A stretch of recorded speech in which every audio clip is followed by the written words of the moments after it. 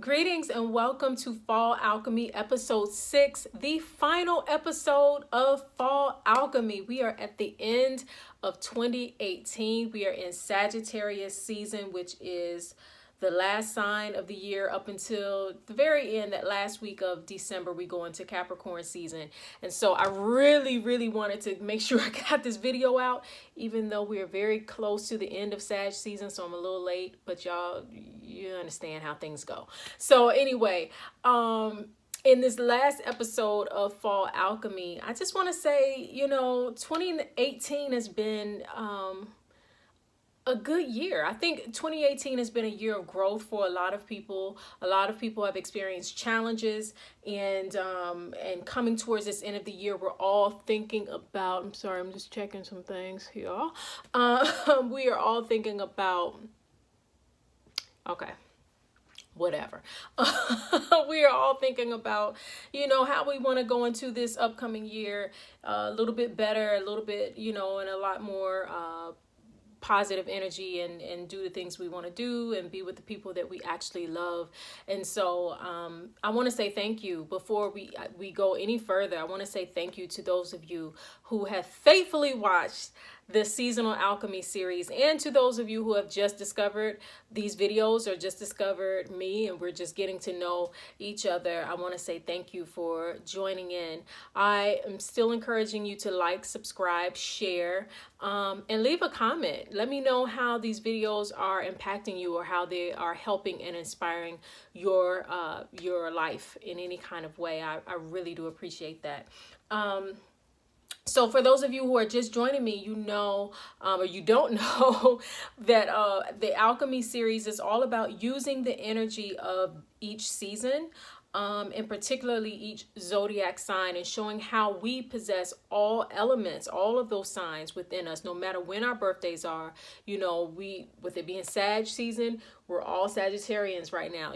Next season, when it's Capricorn winter time, we'll all be Capricorns, because wherever the sun is that energy, that part of us that needs to be highlighted at that time. And that's the energy that we are being challenged to work with at that time. And so if you want to know where Sagittarius is for you in your chart, because it's somewhere, I don't care if you're a Leo, if you're an Aries, if you're a Taurus, whatever. You have Sagittarius somewhere in your chart. And so if you want to know that, I highly encourage you to get the Magic of Me intuitive natal chart reading, which will show you not only where Sagittarius is for you, but where all of the other signs are for you and what that means for your own personal life. And so right now, I'm highly encouraging that, because all of my readings are on sale until December 31st. So you want to make sure you get that. Like, don't sleep. Like, for real, don't sleep. Don't come to me later and say, but Tonya, I really want to. Nope, it's on sale now. Get it now. Okay.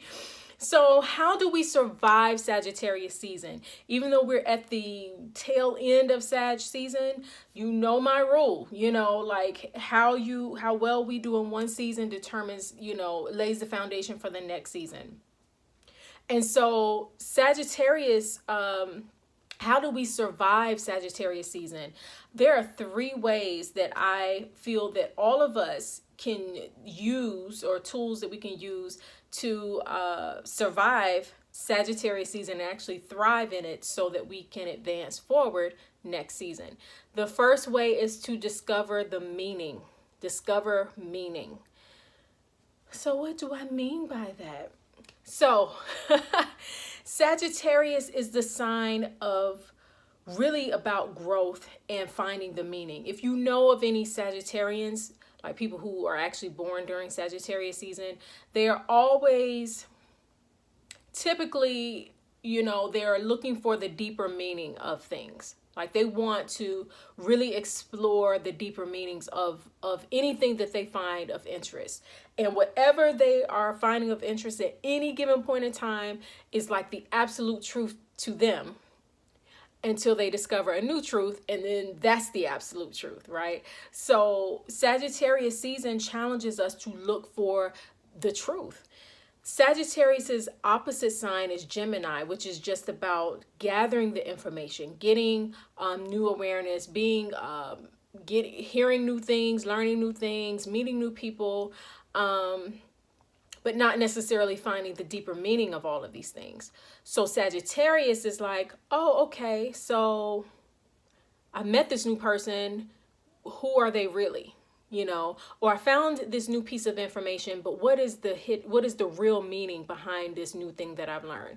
Or I'm interested in this particular religion. Let me delve all the way in it so that I can uncover all of its hidden meanings, you know?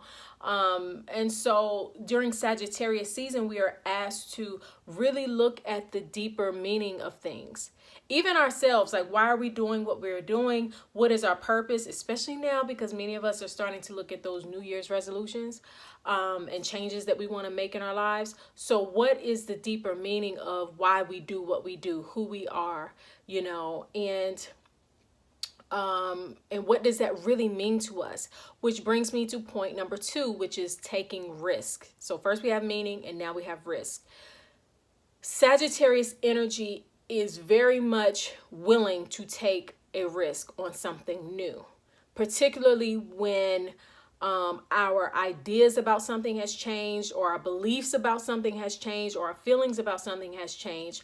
We are able to, when we delve into that Sagittarius energy, we're able to take something that we're so established in and totally overthrow it for something new, totally overthrow it for a new risk. And when you think about it, before Sagittarius season was Scorpio season, and Scorpio was all about transformation. Scorpio energy is all about transforming everything you once knew to create a new awareness, a new understanding. Scorpio is not necessarily about following the rules, but about killing all of the previous rules and transforming those old rules into new rules. And so now, right after that, we've got Sagittarius, which we're in now, who all of a sudden has this new way of thinking, these new rules about life. Sagittarius energy thrusts us out of our comfort zone, right? It doesn't allow us to just stay complacent and comfortable for too long. And that's why some Sagittarians, it's hard.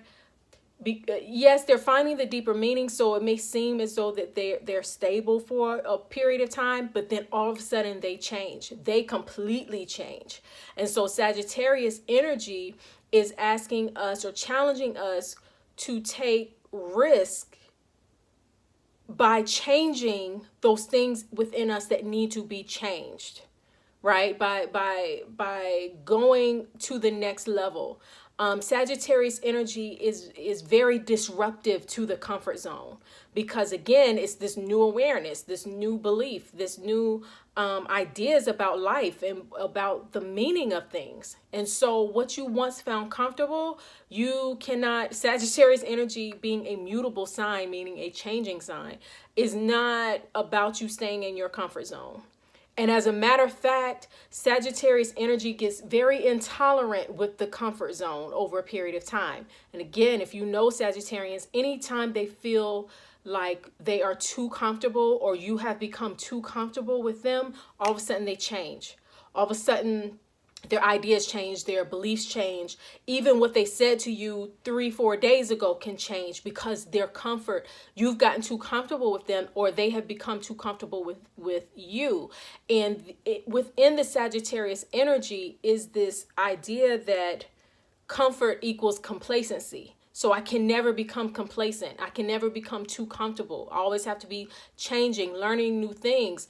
We're all changing because we're learning new things. We're having new experiences. And if we're not, then something is wrong. We need to be having new experiences. We need to be meeting new people. We need to be traveling more and opening ourselves up. Sagittarius is very much about opening, helps us to open ourselves up to the unfamiliar, you know, and not being afraid of the unfamiliar and taking a risk and jumping on out there into the unfamiliar to discover new things.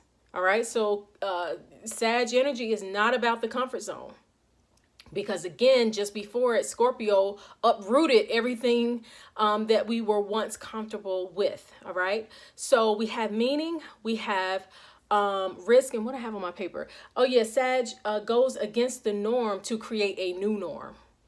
right? So again, that's going against the comfort zone. I got to create a new normal because this old normal is old. I already know that.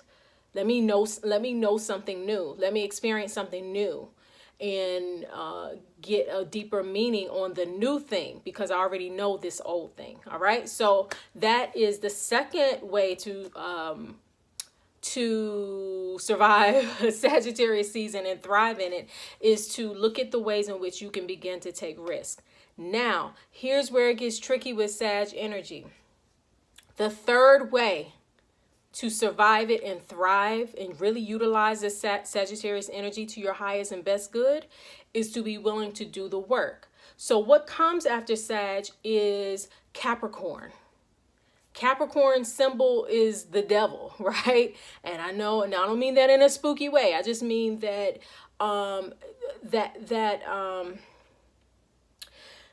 the energy that punishes you, for lack of a better term, for not doing the work, for not living up to everything that you said you believe in, right?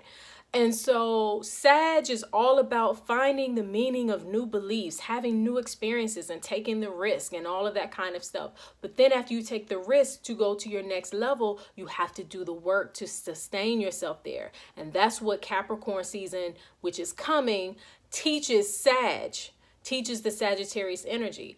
Because if you watched our first video, everybody's a Sagittarius, including you, you know that the symbol for the Sagittarius is the centaur, where the lower half of the body is the animal and the upper half of the body is a man, and he's shooting an arrow going the distance to where he wants to go. So Sagittarius energy gives us all of these wonderful aspirations. You know, it's almost Piscean in a way. Like, we become very dreamy. We think we can do anything. We think we know everything. We think we can accomplish everything. And then here comes the work.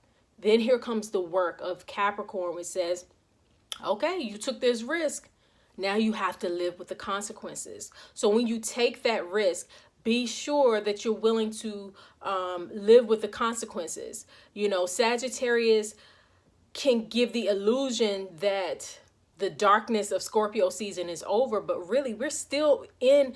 Sagittarius leads to the darkest time of the year, which is the winter solstice in the northern hemisphere. So we're still kind of in the dark. We're still trying to figure things out. We're still trying to understand this new awareness that we are, this new zone that we've stepped into by leaving our comfort zone. We're still trying to figure all of these things out about ourselves and about our world. And so you're not out of the dark yet. You don't know everything. You don't have all of the answers. And Sagittarius energy can have you believing that you know all of the answers, but you really don't. You're like the centaur who has that arrow. You're shooting towards having the answers. You have an aspiration, you have a goal, you have a new level that you're trying to ascend to, and you're still dealing with that lower animal nature and trying to overcome the past in order to advance forward in your future. And so Capricorn teaches you, Capricorn, which is coming up next, teaches you how to do the work. All right. So you have those aspirations, you're taking those risks, you want to find the new meaning, but then you have to do the work. And that is how ultimately you survive and thrive Sagittarius season with success. I don't know. So anyway, so that is it for fall alchemy. Wow. So I will see you all in winter alchemy. Winter Alchemy episode 1, which is all about Capricorn season, and that will come after this winter solstice that's coming. We have a winter solstice coming. We have a new moon coming, a full moon coming in the sign of Cancer. So it's a lot of powerful energy coming around December 21st, 22nd, 23rd, around there. So make sure that you book a reading with me at the links in my bio while they are on sale. The Magic of Me Intuitive Natal Chart reading, the 2019 year ahead reading. So if you're already looking at your New Year's resolutions and your goals that you are planning for the new year and the things that you want to experience coming up in 2019, you want to make sure you book the 2019 year ahead reading so that you can plan and strategize, you know, in appropriately, you know, for your good, right? Don't be just throwing goals out there because want to make goals that make sense for you. So, and then also we have the general question reading. So if there's just a particular issue that is concerning you, or is this something you want clarity on, you can book a general question reading, and that is on sale as well. Make sure you like, subscribe, and share. And until we meet again, I am wishing you so much peace and love. Thank you for watching.